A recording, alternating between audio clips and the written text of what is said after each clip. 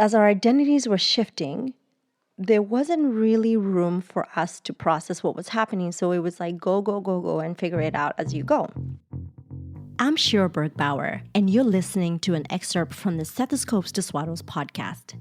One of the things that was impacted was the relationships that happened in our homes and outside our homes because of social distancing and quarantine. There was the untalked about strain on marriages and relationships. We saw a lot of power couples, quote unquote, people we revered going through divorce, going through separation.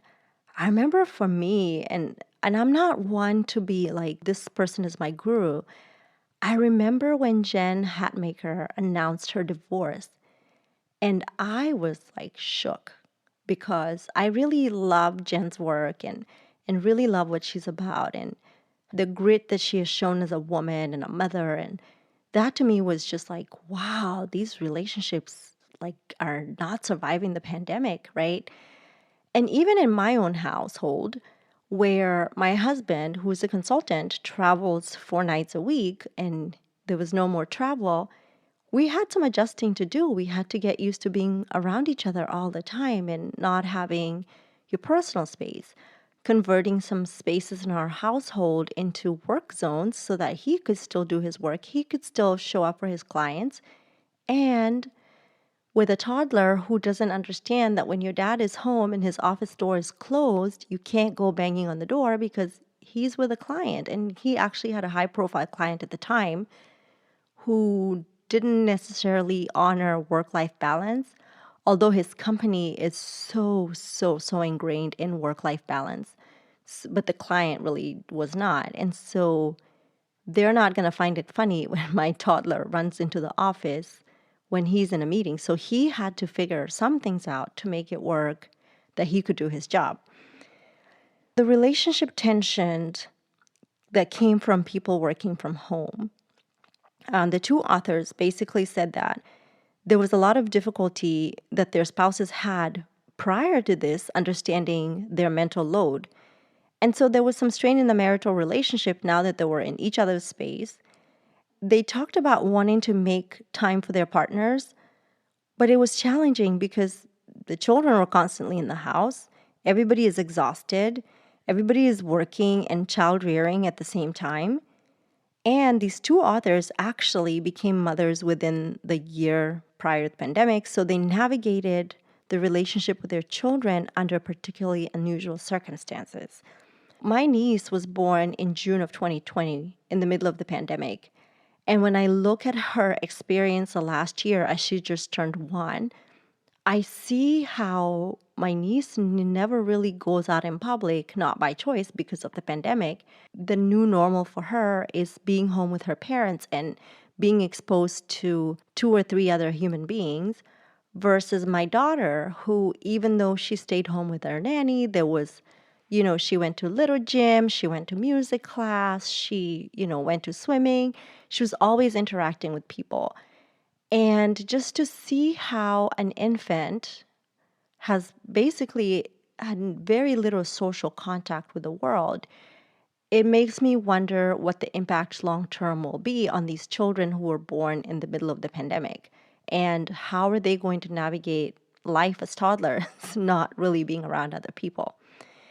The 4 themes that came up in this research by Brittany Arthur and Bashiva Guy, they came up with 4 main themes that came up. And these were mental load and exhaustion, conflicting identities, which we've talked about, shame cycle, and then connection and reflection. So when they talked about the mental load and exhaustion, there was the idea that as mothers, we are constantly doing work in our heads. You can't always extrapolate that work to another person to tell them what you're enduring. And so it's like, you're planning. So in the middle of the pandemic, we were always planning. Do we have enough toilet paper? Do we have enough dry goods in case, we go into a period where we don't have like food supply because our supplies were being impacted, right? Do you have enough resources? Do you have enough cash on hand? Are you at risk of losing your job?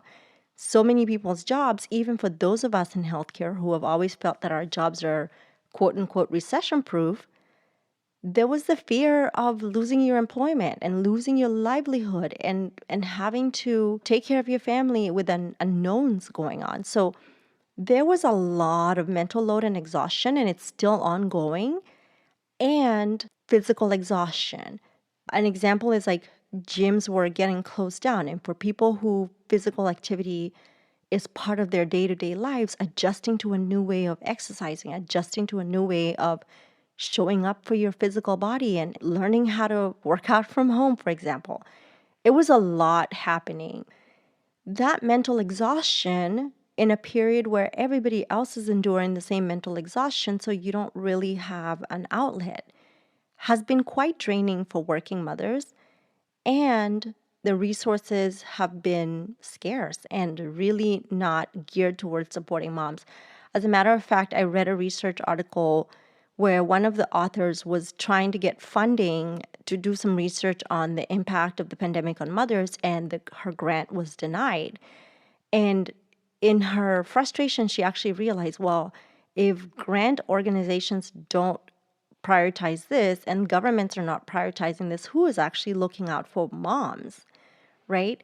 And so as a society, we have to start looking out for each other. We have to start seeing where we're all struggling collectively and start putting things in place to make the mental load easier and to help each other out and lean in and support those who come behind us so that they don't struggle with the same things as we are in the pandemic. I'm Shira Bergbauer, and you're listening to an excerpt from the Stethoscopes to Swaddles podcast. You can listen to the whole episode wherever you get your podcasts, and look out for new episodes out every Monday. You're doing a great job, Mama. I'll see you next week. Bye now.